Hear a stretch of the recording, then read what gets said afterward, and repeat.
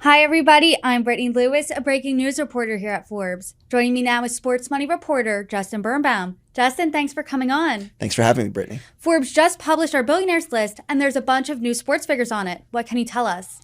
Sure. So I think there's an important differentiation between, who we classify as sports figures versus owners in that regard. So when someone owns a sports team, that can be a huge part of their wealth. It could be the majority of their wealth. But if that's not how they made their money, we classify their origin of wealth differently. Take Bennett Rosenthal, for example, who is the lead owner of LAFC, and he's new to the list. But he made his fortune in private equity. So we don't attribute him as a new sports billionaire. He's a new private equity billionaire that owns a sports team. When you're looking at all of these newcomers, how did the majority of them make their money, or is it in a bunch of different industries? It tends to vary. I mean, the one common theme about people who are making the list primarily because of sports, it generally has to do with the appreciation of the sports team they own. So that is kind of the common theme, I guess you could say. But there are some outliers and some different areas that do lead to them getting on as well. Making his first appearance on the list this year is household name LeBron James. How exactly did he cross that billionaire threshold? So you said it. LeBron is a household name. He's one of the most popular athletes on the planet. He's one of the most successful athletes on the planet. He's now the NBA's all-time leading scorer, and he's also one of the most well-endorsed athletes ever. He's really parlayed his success on the court into off-the-court opportunities, and he's become an entrepreneur of sorts. He's invested in a number of companies, but also he's founded a few of his own. And one of those, the Spring Hill Company, the entertainment and production outfit that he founded, was what really pushed him over the edge here. In a 2021 deal, they sold a chunk of it and valued the company at $725 million. And LeBron's ownership stake in that, obviously was what really pushed him up. Since though, he's made a couple other, really cool and important investments.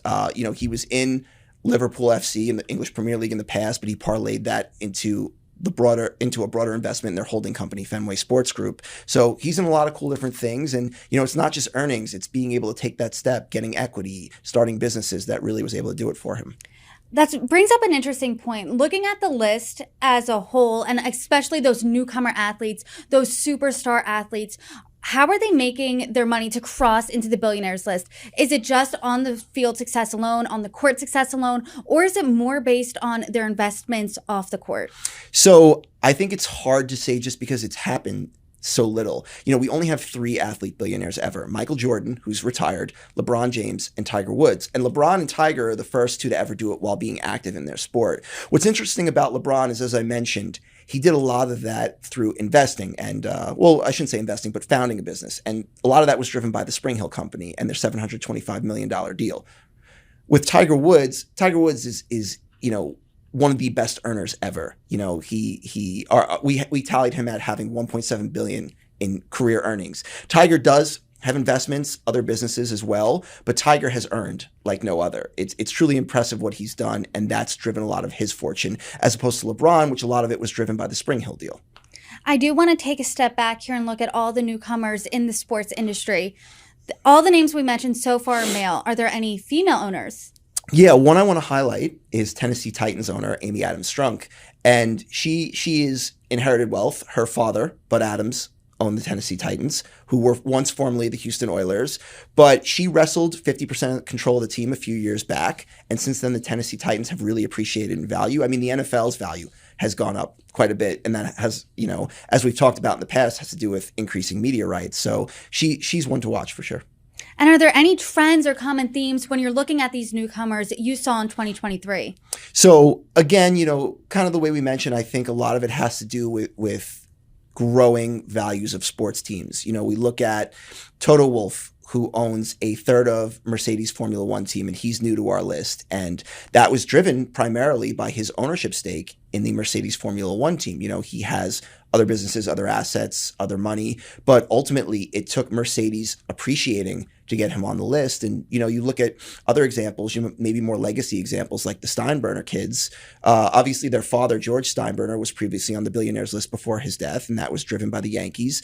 And while they have other assets and other businesses, again, their fortunes, and they're each worth $1.3 billion. There's 3 living heirs to George Steinbrenner's fortune. His fourth child had passed away, but each of their fortunes are primarily driven by the New York Yankees, which are now worth more than $7 billion.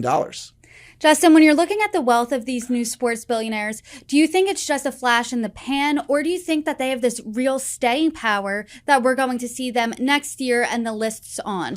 Well, I don't expect sports teams to decline. I mean, we've talked about this and that media rights are going up. It's one of the last kind of live appointment viewing type events that you watch on TV, and also that, teams are selling for more and more and more. So to see teams declining would kind of be strange, and something would really have to go wrong in one of these leagues in the broader asset class. So expect these teams to keep going up in value. And, for the people who are on the list driven by that, then, their fortunes should continue to climb as well.